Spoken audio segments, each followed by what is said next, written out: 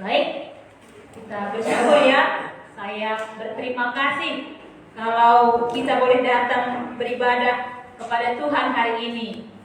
Kalau hari ini kami tadi lewat pulang dari Bahoro, ada banyak saudara kita yang merayakan hari besar mereka.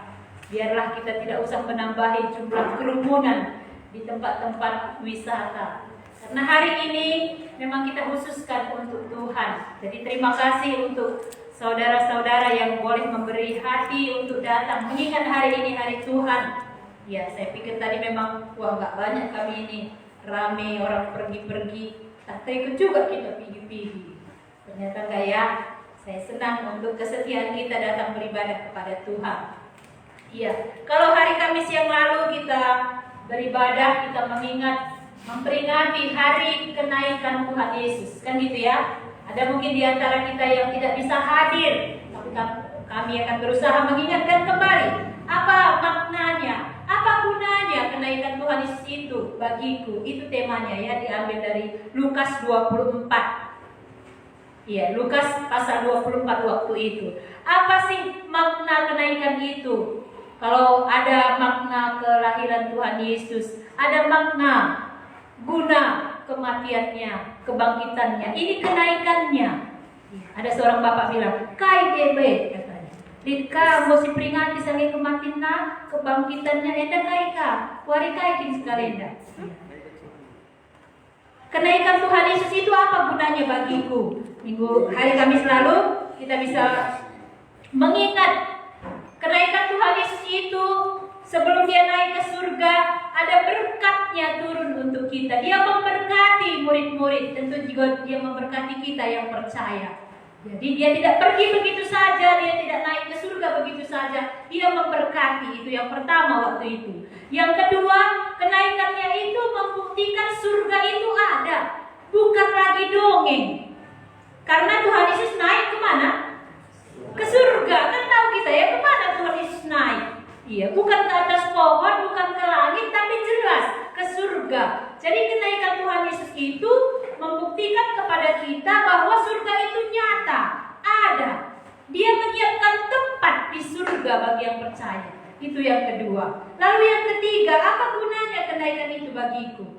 Supaya kita bukan berduka cita oleh karena keterpisahan dengan Tuhan Yesus. Dia naik ke surga, kita tinggal di bumi. Tapi supaya bersuka cita. Ayat berikutnya mengingatkan ya, bagaimana supaya bersuka cita, ada sukacita kita. Jadi bukan sedih lagi. Memang kematiannya membuat kita berduka, tapi kebangkitannya itu menunjukkan kemenangan kita. Kenaikannya itu menunjukkan sukacita kita karena dia bukan meninggalkan kita, tapi memberikan Roh Kudus tinggal di dalam hati kita. Jadi kita nggak sendiri untuk mengikut Tuhan, percaya Tuhan. Ada Roh Kudus diberikan tinggal dalam hati orang percaya. Lalu yang keempat, kenaikannya itu membuat kita bisa memuliakan Tuhan. Lewat hidup kita orang bisa mengenal Tuhan. Itulah arti memuliakan Tuhan. Jadi 4 hal ini kita ingat semalam, inilah peristiwa kenaikan Tuhan Yesus. Betapa pentingnya itu bagiku, yang membuat aku bisa tahu surga itu ada. Aku mendapatkan berkat, aku mendapatkan sukacita, aku bisa memuliakan Tuhan. Dan hari ini kita masih cerita bagaimana sebelum kenaikannya. Kalau tadi apa gunanya, hari ini kita mendengar apa pesannya. Ada pesan yang disampaikan Tuhan Yesus sebelum dia naik ke surga. Biasanya kalau orang mau pergi jauh, ada pesannya ya. Kasihlah pesan untuk kami yang tinggal. Atau ada saudara kita yang dia tahu sudah sekarang gak lama lagi hidupnya. Ya, berpedah-pedah. Ada wasiat, ada satu amanah. Ini biasanya penting dan orang ingin mendengar apa yang disampaikan. Hari ini kita mau mendengar, apakah pesan Tuhan Yesus? Pentingkah pesan itu bagiku? Apakah itu ditujukan untukku atau untuk orang lain? Ini yang boleh kita renungkan dari firman Tuhan yang sudah biasa kita dengar dari Matius pasal 28 ayat 16 sampai 20. Ini dituliskan oleh Matius sendiri yang adalah murid Tuhan Yesus. Matius pasal 28 ayat 16 sampai 20. Di situ dituliskan perintah untuk memberitakan Injil. Ada yang mengatakan ini amanat agung Tuhan Yesus. bersama-sama bagian ini. Kita akan membacanya satu-satu ayat saja. Kita akan melihat dari situ apakah yang ingin disampaikan Tuhan Yesus lewat tulisan Matius ini. Saya akan membacakan ayat 16. Saya baca. Dan ke-11 murid itu berangkat ke Galilea, ke bukit yang telah ditujukan Yesus kepada mereka. Ke-11 murid. Berapa sebelumnya muridnya? 12. Tapi berkhianat 1, ya kan? Iya. 11 murid ini diundang Tuhan Yesus. Kita buat pertemuan di Galilea. Ini salah satu ciri guru dan murid. Ada pertemuannya. Seorang murid itu pasti ingin menjalin hubungan dengan gurunya. Ada satu percakapan, ada suatu didikan, ada nasihat. Ini ya, yang menunjukkan bagaimana ke-11 ini murid itu yang mengikut Tuhan Yesus. Hari ini jemaat yang dilayani, yang diajari itu dikatakan murid. Diharapkan menjadi murid yang memuridkan. Itu salah satu visi kita ya. Supaya kita bukan hanya sebatas percaya, tapi sampai kepada murid. Ini yang diharapkan Tuhan. Makanya Tuhan mengundang murid-murid yang sudah diajarinya selama 3 tahun. Dia mengundangnya untuk bertemu bersama-sama di Galilea. Lalu apa yang terjadi dalam pertemuan itu? Mari kita sama-sama membacanya ayat 17. 1, 2, ya. Ketika melihat dia, mereka menyembahnya. Tetapi beberapa orang ragu-ragu. Iya, sampai sini dulu. Ketika melihat Yesus, 11 murid ini ada yang menyembahnya, tapi dicatat Matius di situ beberapa orang, berarti lebih dari 1 orang yang ragu-ragu. Di antara 11 itu beberapa orang ragu-ragu. Mengapa mereka sampai ragu-ragu? Padahal Yesus sendiri gurunya. Udah diajari 3 tahun. Rutin, non-stop diajari. 24 jam dia bersama-sama dengan Tuhan Yesus. Tapi masih juga dia ragu-ragu. Maka wajarlah hari ini kita juga masih ada yang ragu-ragu ya. Karena yang ngajarinya pun bukan Tuhan Yesus. Hamba Tuhannya terbatas. Murid-murid ini diajari dan ragu-ragu. Mengapa mereka sampai ragu-ragu? Apa yang membuat mereka ragu? Kadang-kadang kita tidak mengerti masalah, persoalan, kekecewaan membuat kita ragu dalam mengikut Tuhan. Murid-murid ini baru terjadi sesuatu yang mungkin membuat mereka shock. Mungkin Matius menulis ini salah satunya dia yang ragu-ragu. Atau curhat lagi kawannya, aku pun ragunya ini. Maka dia menuliskan beberapa orang ragu-ragu. Mengapa mereka ragu-ragu? Saya katakan tadi, peristiwa penangkapan Tuhan Yesus, penyiksaan, penyaliban dan kematian itu menjadi masalah bagi murid-murid. Bahkan mungkin di antara mereka belum siap hatinya, kecewa, guru yang mereka kasihi, yang mereka harapkan nanti akan membebaskan mereka dari penjajahan, disalibkan. Jadi sekalipun Tuhan Yesus sudah bangkit dan menampakkan diri, ini belum membuat hati mereka sembuh. Makanya mereka menjadi ragu ketika melihat Tuhan Yesus. Saya mengaplikasikan seperti ini. Ketika kita juga punya masalah, punya penyakit, ya, dalam mengikut Tuhan, kita menjadi ragu. Tuh kiblit di batandai kita bilang. Aku mau melayani, aku mau rajin ke gereja, aku mau rajin tertutup, tapi perbedaan lalap di ini sering membuat kita ragu tentang Tuhan. Mengapa kita ragu tentang Tuhan? Karena kita memandang kepada persoalan, bukan memandang kepada Tuhan. Mengapa murid ini ragu-ragu? Karena mereka melihat apa yang mereka selama ini harapkan, impikan, enggak terjadi seperti itu. Makanya ketika Tuhan Yesus sudah bangkit menampakkan diri pun, mereka seperti tidak melihatnya. Sudah belajar pun kita firman Tuhan, sudah diajari selalu tentang kebenaran, kita seperti tidak bisa melihatnya. Karena banyaknya persoalan yang kita hadapi. Lalu bagaimana mengatasinya? Apa yang dilakukan Tuhan Yesus ketika murid ini ragu-ragu? Apa yang Tuhan lakukan ketika kita ragu-ragu? Tadi lagu kita mengatakan Yesus sangat peduli kepada kita. Allah mengerti, Allah peduli. Yesus selalu pedulikan kamu. Tuhan tahu kalau kita ragu. Kalau kita datang sama Tuhan, Tuhan angkatkan keraguan itu. Ketika murid-murid ini sekalipun dia ragu, tapi dia datang kepada pertemuan undangan Tuhan Yesus untuk bertemu di Galilea. Ragu pun dia, tapi mereka datang. Ini kuncinya ya. Dan ketika mereka datang, Tuhan tahu ada di antara mereka yang ragu-ragu. Maka apa yang dilakukan Tuhan Yesus? Mari kita baca sama-sama kembali ayat berikutnya, ayat 18. 1, 2, ya. Yesus mendekati mereka dan berkata, "Kepadaku telah diberikan segala kuasa di surga dan di bumi." Iya, sampai situ dulu ya.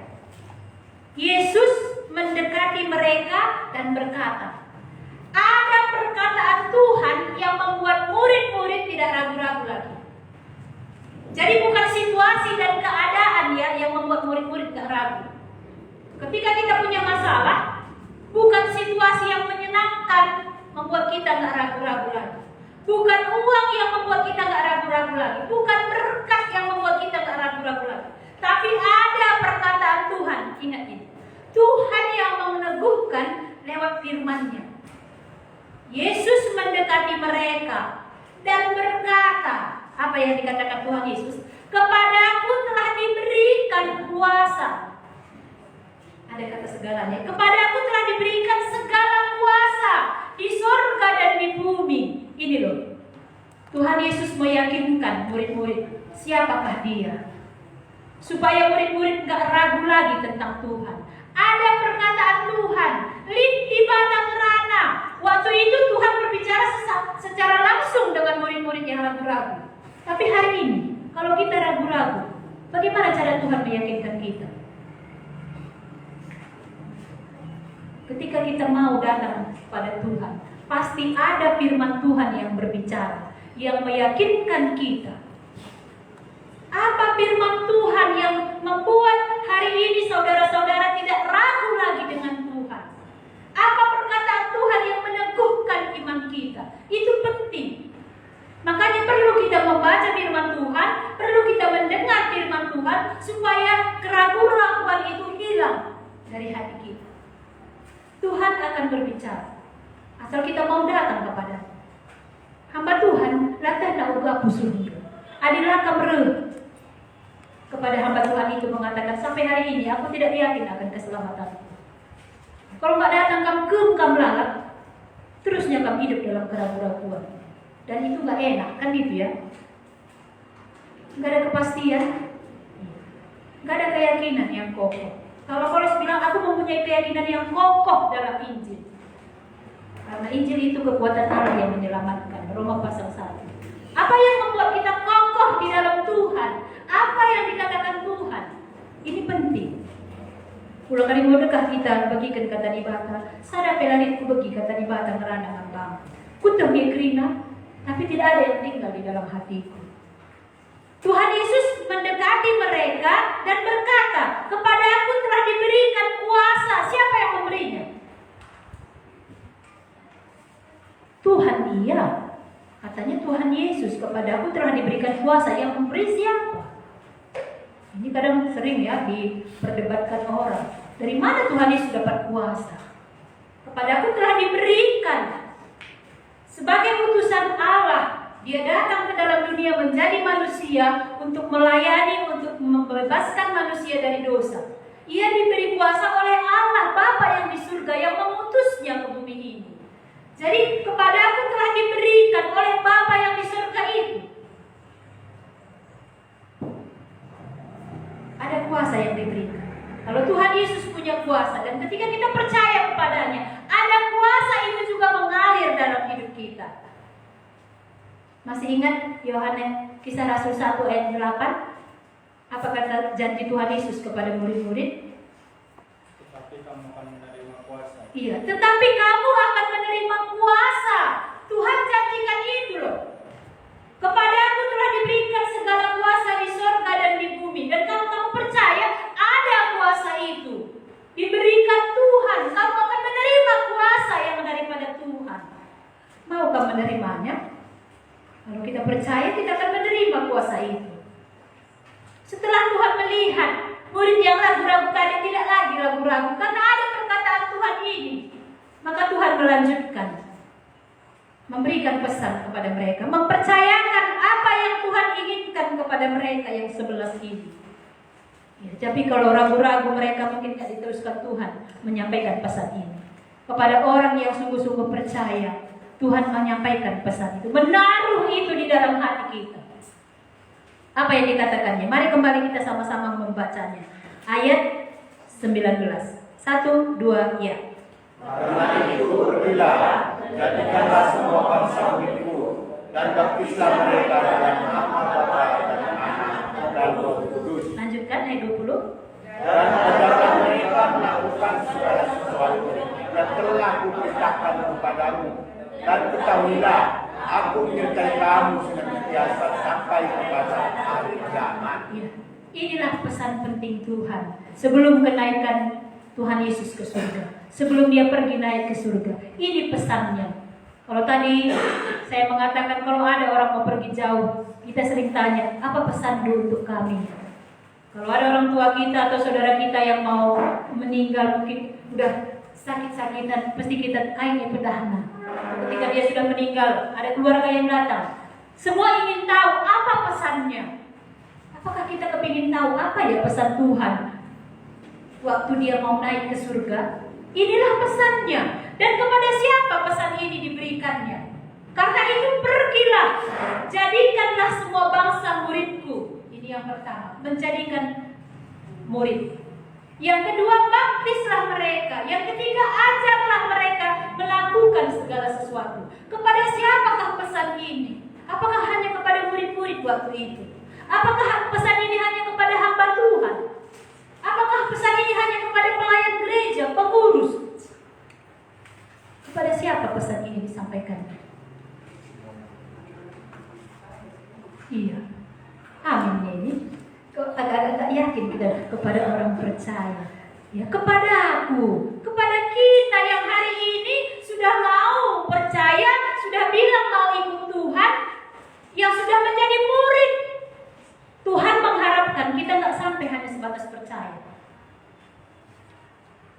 Karena katanya, karena itu pergilah, jadikanlah semua bangsa muridku. Bukan katanya, jadikanlah semua orang percaya. Kan nggak gitu ya? Jadikanlah semua bangsa muridku, artinya jadikanlah semua bangsa itu yang mengikut aku. Pergilah, beritakanlah Injil supaya ada orang yang percaya kepada aku. Itulah bahasa sederhana.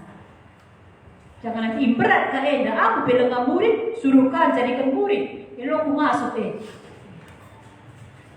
Bukan. Maksudnya apa yang sudah Tuhan lakukan dalam hidup kita? Ketika kita percaya, apa yang membuat kita percaya? Karena itu pergilah, beritakan lagi lah apa yang membuat kita percaya sama Tuhan Yesus. Ceritakan lagi sama orang lain. Itu sederhananya. Pergilah, jadikanlah semua bangsa muridku. Ini yang diharapkan Tuhan. Kita pergi. Enggak disuruh Tuhan kita seperti Abraham, pergi tinggalkan kampung, pergi tinggalkan keluarga, ya, ke tempat yang enggak dituju. Tanya Tuhan, Tuhan kemana aku pergi? Entah ke tetanggaku yang cuma disuruh Tuhan, ya, entah ke anak-anakku yang disuruh Tuhan. Kemana kita mau pergi?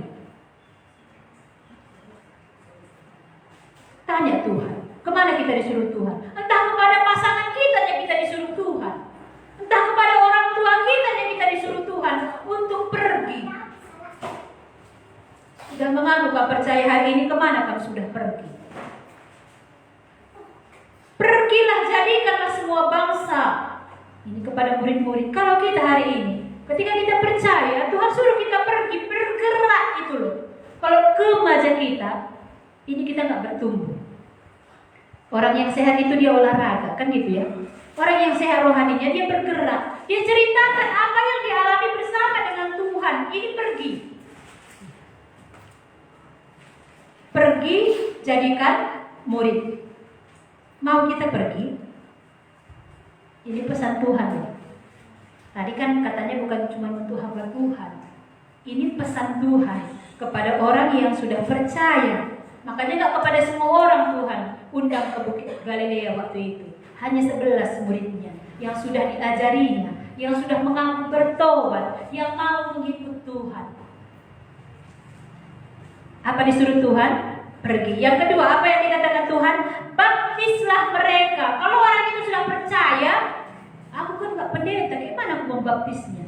Ya bawalah ke gereja supaya ada persekutuannya dengan Tuhan, ada persekutuannya dengan orang-orang percaya. Baptisan itu menandakan dia mengikut Tuhan sebagai lambang. Dia dibaptis, dia tandanya dia menyerahkan diri menjadi pengikut Tuhan. Makanya kalau ada baptisan anak-anak remaja atau baptisan orang tua yang kita baptis itu, dia harus mengaku dulu sudah percaya. Ada kesaksian pertobatannya. Ya, jadi kalau ada anak muda yang belum dibaptis ya, kita akan buat nanti setelah penabisan hamba Tuhan, dia bisa menambiskan jemaat lokal yang dilayaninya. Ya.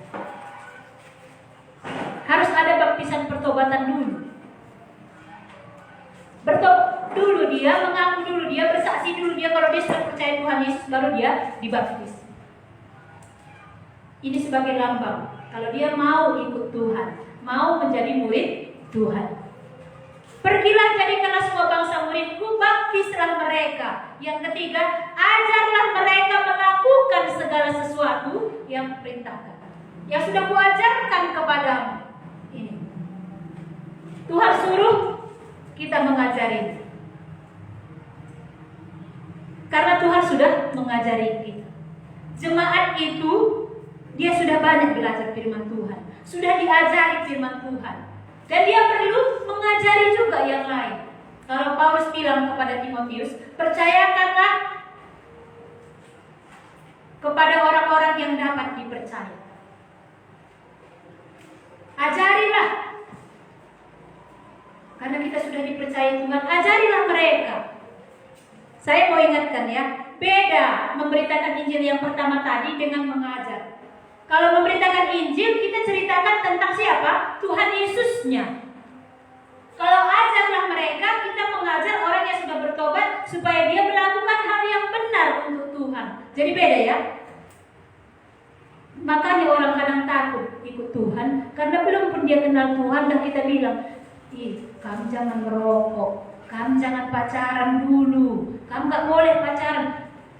Pengajaran-pengajaran yang itu yang disampaikan kepadanya, takut dia untuk ikut Tuhan. Ya banyak kali peraturan, ya jangan menang. Gak jadi dia datang sama Tuhan, gak tertarik dia. Karena kita yang kita sampaikan apa? Ajaran-ajaran. Tapi yang pertama, Tuhan mau kita memberitakan Injilnya tentang Tuhan Yesusnya. Pergi beritakanlah Injil ini dulu. Ceritakan dulu tentang Tuhan Yesus. Yang nomor 2 dan nomor 3 itu nanti.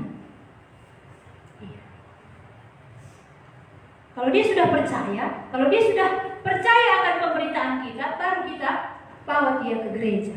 Baru kita ajari, di-PA-kan, dimuridkan. Itulah dia. Itu tahapannya.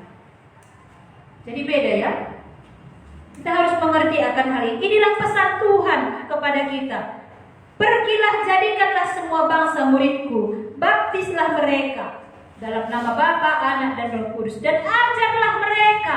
Inilah yang harus terjadi dalam sebuah gereja, sehingga gereja itu bertumbuh. Saya baru-baru ini mengikuti seminar secara Zoom. Itu diingatkan oleh seorang hamba Tuhan bagaimana anak remaja usia 10 sampai 15 tahun itu usia golden age, usia keemasan. Maka jangan harapkan hanya gereja, hamba Tuhan yang mengajarinya untuk dia bertumbuh. Peran orang tua sangat besar, karena orang tua 24 jam di sini bersama-sama dengan anak. Kalau gereja mungkin hanya 2 jam dalam seminggu. Masa keemasan ini, usia 10 sampai 15 tahun ini, inilah masa keemasan. Kalau enggak kita raih dia, kalau enggak kita rampas dia dari dunia ini, benih hilang anak remaja ini. Siapa yang akan meneruskan pertumbuhan gereja? Maka gereja akan mati, sepi. Mereka ini generasi penerus, anak-anak kita yang remaja ini, anak-anak kita yang masih kecil ini. Makanya ini yang dipesankan Tuhan. Tuhan. Pergi beritakan Injil, jadikan mereka semua bangsa muridku. Bukan harus kita pergi keluar. Lihat dulu di rumah kita, anak kita. Ini masa keemasan untuk merebut perhatian mereka dari dunia yang gelap ini. Ugang itu tondo sudah kaendaman anak-anak. Adakah kita berjuang merebut perhatiannya dari dunia yang gelap ini? Kalau kita hanya mempercayakannya kepada guru sekolah minggu atau hamba Tuhan, ini terbatas. Kalau kita sudah melakukannya dengan segenap hati, ada janji Tuhan, ayat 20 bagian B, aku senantiasa akan menyertai engkau. Ada Tuhan di sana juga yang akan memakai kita. Pertumbuhan gereja ini akan terus berkembang kalau ada yang pergi memberitakan Injil. Ada yang dibaptis, ada yang diajari, lalu yang diajari ini sudah bertobat, dia pergi lagi memberitakan Injil. Jadi ini estafet terus menerus. Saya mengingat waktu seminar itu ya, beginilah cara Tuhan dulu mengirim Ibu Teti ke Langkat. Sebenarnya dia kan seorang guru pegawai negeri, tapi Tuhan memanggil dia untuk jadi hamba Tuhan, memberitakan Injil di Langkat. Sehingga ada yang percaya, dijadikannya murid. Lalu murid itu dibaptis, lalu diajari. Lalu murid yang sudah diajari tadi pergi lagi memberitakan Injil. Makanya gereja itu bertumbuh. Doa Ibu Teti dulu 5 kecamatan di Langkat ini harus berdiri gereja. Dan ada bonus Tuhan buat ya, Marike akan dibangun gereja. Ada kecamatan Selesai, kecamatan Kuala, kecamatan Salapian, kecamatan Bahoro, Marike dan Sebingi. Sekalipun kampung antara itu masih dikatakan kecamatan Kuala, tapi telaga itu terus didoakan. Dan di sana sudah ada rumah persekutuan untuk PA, kecamatan Sebingi. Itu doanya. Tapi kalau hanya sampai di sini tidak berkembang lagi nanti, bagaimana Injil terus maju? Bagaimana gereja itu bertumbuh? Jadi pentingkah ini bagi kita? Apakah ini hanya tugas hamba Tuhan? Apakah ini hanya tugas pengurus? Mari kita mulai dari anak kita di rumah. Mari kita mulai dari keluarga kita di rumah. Orang tua kita, kadang-kadang. Anak remaja ini mudah sekali hilang. Malah ditunjukkan data ya di daerah Jawa bagaimana sepinya anak-anak remaja dalam ibadah. Mereka tidak tertarik lagi, apalagi dipengaruhi dengan pandemi, bahkan hampir hilang. Ya, karena tidak ada lagi ibadah, hanya melalui virtual. Ketika dikunjungi satu persatu mereka seperti enggan, ya, sudah merasa asing. Apakah pandemi ini salah satu strategi kegelapan membuat orang anak-anak remaja semakin tidak lagi tertarik dengan Injil? Maka bagian orang tua lah yang perannya yang paling besar. Kalau hamba Tuhan tadi sudah terbatas, dia sudah bagiannya berdoa untuk jemaatnya. Bagian orang tua yang bertemu setiap hari, rebutlah, raihlah anak kita. Kalau tidak, nggak bertumbuh nanti gereja ini. Membuat mereka tertarik untuk mencintai Tuhan, membuat mereka bisa mengenal Tuhan yang berkuasa. Kepadaku telah diberikan kuasa. Tandai dong dibatasi air kuasa dai. Gejapkan dong kuasa Tuhan dai. Kadang-kadang ketika kita memandang kepada masalah, persoalan, kita tidak melihat lagi ada kuasa Tuhan. Rumah tangga yang sering ribut, cekcok, tidak lagi dilihatnya ada kuasa Tuhan di situ. Mau kuasa naikkan aja. Apakah kita masih membiarkan Tuhan berkuasa dalam rumah tangga kita? Apakah kita membiarkan Tuhan berkuasa dalam hati kita? Kepadaku telah diberikan kuasa di surga dan di bumi. Kita biarkankah Tuhan menguasai hati kita? Atau siapa yang menguasai hati kita sekarang ini? Siapa yang menguasai hati itu? Ini boleh dijawab. Kalau kita sedih, sebenarnya siapa yang menguasai hati kita hari ini? Tuhan memperkenalkan dirinya, kepadaku telah diberikan segala kuasa. Berendungkah Tuhan menguasai dirimu sehingga kamu tidak marah-marah lagi, sehingga kamu bisa menahan diri, sehingga kamu bisa lembut? sama pasangan lu sehingga kamu bisa menerima segala kelemahannya? Berkuasakah Tuhan mengubahkan hatimu? Atau kamu bilang, Tuhan di situ aja kamu, aku yang menata hatiku. Tuhan perkenalkan dirimu. Tuhan Yesus tidak kuasa, tapi berendokin ia kuasai gelundung. Yakinkah kamu Tuhan bisa pakai kamu, memberikan kuasa sama lu untuk menceritakan Injil sama anak lu? Iya, kami rumah asal ceritakan firman Tuhan tawai namu. Minta wibawa dari Tuhan. Bukankah Allah sendiri yang memberikan wibawa itu, membuat anak itu bisa melihat dan menghargai apa yang kita sampaikan. Kepadamu telah diberikan kuasa, tapi semua orang yang menerimanya diberi kuasa. Beri Tuhan dari kuasa manbadu untuk menceritakan kepada kalian bubudu, kadek-kadek tentang Tuhan Yesus. Ini pesan Tuhan. Maukah kita melakukannya? Supaya banyak orang yang datang kepada Tuhan. Supaya banyak orang yang pindah dari dalam maut itu.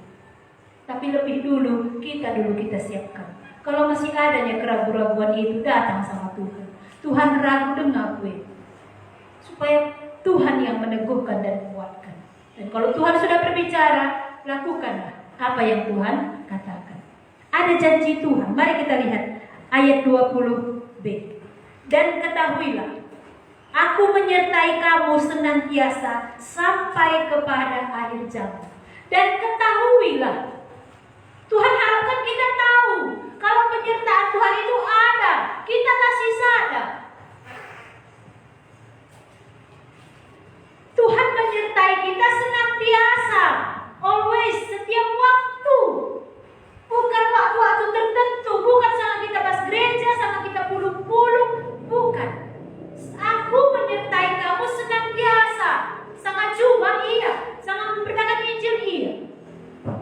Lalu ada dulu seorang ibu bilang begini, katanya Tuhan menyertai senantiasa, tapi kenapa sempat ketika rumahku penik kereta aku katanya. Siapa mungkin Tuhan? Katanya Tuhan menyertai. Uga maka sempat wering pagi aku kata. Bagaimana kita menjawabnya kalau gini kata saudara kita? Senang kita ayat ini ya. Dan ketahuilah aku menyertai kamu senantiasa sampai kepada akhir zaman. Sampai zaman ini berakhir. Tuhan menyertai. Tapi kepada siapa penyertaan Tuhan itu diberikannya? Ini yang penting. Kepada siapa diberikannya? Kalau kamu terus hidup dalam dosa, kamu harapkan Tuhan terus menyertai kamu, Eloli. Jangan tutup Tuhan hilang keretaku ketika rumahku, jangan penyertaan Tuhan dari. Apa kamu lakukan apa yang dikatakan Tuhan? Apa kamu sudah buat apa yang disuruh Tuhan? Mari kita ingat, kita saja orang tua, kalau anak kita itu selalu melakukan apa yang kita suruh, lah tahan-tahan beree, itu seorang ibu bilang ya, kayak pindona, beriakin kau ke mereka kencang, sebab 6 anakku, ia sederhana, ia sederhana kaya kau isi pusukku. Itu orang tua. Tuhan akan memberikan kepada orang yang berpihak kepadanya. Kepada orang yang masih senang berbuat dosa, kepada orang yang masih hidup dalam dosa, bagaimana Tuhan mau menyertainya? Jadi jangan kita garis bawahi cuma ayat 20b ini. Ketahuilah aku menyertai kamu senantiasa, hafal kita. Lalu setiap ada WA kita bikin di ujung kalimat GBU. God bless you. Kita bilang pula sama orang, padahal kita pernah besertai Tuhan. Si bandala GBU. Melukah kita ngetiksa, melukah kita menyebutkannya. Tapi ingatlah satu hal, penyertaan Tuhan itu terjadi kalau kita memberikan hati kita, hidup kita dipimpin, dikuasai Tuhan. Maka kita tidak akan takut. Ada Tuhan yang berkuasa, ada backingku. Tuhan bersama-sama dengan aku bersama-sama dengan Tuhan. Ini yang terjadi. Jadi ini firman Tuhan yang boleh kita dengar siang hari ini. Ada pesan Tuhan kepada kita, bukan cuma kepada hamba Tuhan. Setuju kami ini setelah dengar firman Tuhan ini? Kepada siapa pesan ini tadi? Iya, kamu sudah percaya? Nah, pergi suaranya. Iya, bolehlah jawab dalam hati saja. Setujukah kita kalau ini diberikan Tuhan pesannya untukku? Tuhan, kalau masih ragu aku, yakinkanlah aku. Bila perlu datangi hamba Tuhan, kami latah kami kai si pusuhdu. Adilah turikendu. Kalau bisa kamu datang langsung sama Tuhan, datanglah. Maka Tuhan akan meyakinkan. Tapi kalau kamu butuh bantuan, dukungan, datanglah kepada hamba Tuhan. Uga maka layak dari ragu aku lalu. Apa yang membuat kita ragu? Mungkin ada masalah seperti murid-murid tadi. Lin ngesi ngiket kam, lin ngesi nahan kam, lin ngesi ngerintak kam, maka ada keraguan itu. Dan hanya firman Tuhan yang bisa melepaskan kita dari keraguan-keraguan. Dan kalau sudah lepas, kalau sudah dilihat Tuhan ada keyakinan yang kokoh itu, maka firman Tuhan ini akan berbicara. Ketika kamu datang lagi pesta, tanyalah Tuhan, Tuhan siapakah nanti yang bisa kucakapi? Supaya aku ceritakan tentang Tuhan. Pula ceritakan dulu karena gereja GKMI. Ceritakanlah karena Tuhan. Pula ajari dia lebih. Adi nggak ceritakan Tuhan Yesus. Pula ajari dia. Ih, pas gereja kami yang lawan keyboard. Lah tertarik dia. Ceritakanlah tentang Tuhan. Kasih Tuhan, kuasa Tuhan, pengampunan Tuhan, keselamatan, hidup kekal yang daripada Tuhan. Inilah yang perlu diceritakan. Apa yang sudah kami imani, yang sudah kami yakini, itulah yang diceritakan. Iya. Bagian Tuhan meyakinkannya. Jangan kecewa kalau ditolaknya. Karena tadi ada pertanyaannya, bagaimana kalau aku nanti ditolaknya, atau diketawainnya, atau plausna? Jangan kecewa. Karena kata firman Tuhan sendiri mengatakan, kalau ketika kita memberitakan Injil, dia menolak kamu, bukan kamu yang ditolaknya, tapi akulah yang ditolaknya, kata Tuhan. Dan bukan kita pula yang membuat dia percaya, tapi itu anugerah Tuhan. Bagian kita cuma menabur. Ibaratnya mekan pagi lai kita nabursa. Siapa yang memberi pertumbuhan? Kamu ngerintak-ngerintak pagi ini, maka turah. Enggak ya? Setelah kamu semaikan, dia turah sendiri. Lalu kita cabut, kita tanamkan. Siapa yang memberikan dia pertumbuhan dan berbuah lebat? Tuhan. Jadi bagian kita kait menaburnya. Berat? Beratkah perintah Tuhan hari ini? Inilah perintahnya sebelum dia naik ke surga, yang dituliskan oleh Matius. Mari sama-sama kita merenungkan. Tuhan, kalau untukku firman Tuhan ini, berikanlah aku kekuatan melakukannya.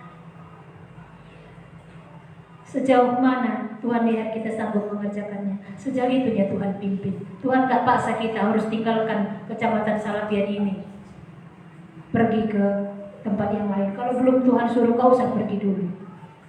Kemanakah yang dekat? Lihatlah sekeliling kita. Ada anak kita, ada tetangga kita, ada keluarga kita. Bagian kita hanya menaburkan firman Tuhan, tapi Tuhan yang akan memberi pertumbuhan. Ingatlah, hafalah, ketahuilah, Tuhan akan menyertai kita senantiasa sampai kepada akhir zaman. Itu janji Tuhan. Mari kita berdoa. Terima kasih Tuhan, kalau kami bisa mendengarkan pesan Tuhan sebelum Tuhan naik ke surga. Apa yang kami dengar hari ini, kalau Tuhan ingin kami melakukannya, berikanlah kuasa itu untuk kami Tuhan.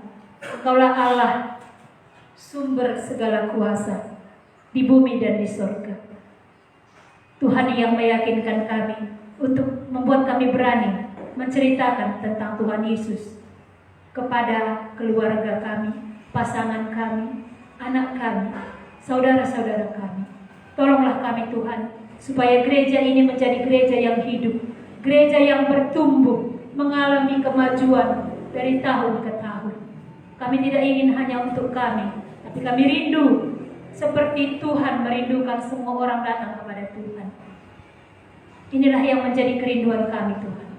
Kami menyerahkan tiap-tiap kami yang sudah mendengar pesan Tuhan ini. Kiranya Roh Kudus-Mu yang akan meneruskannya untuk kami berani melakukannya. Dalam nama Tuhan Yesus kami berdoa. Amin.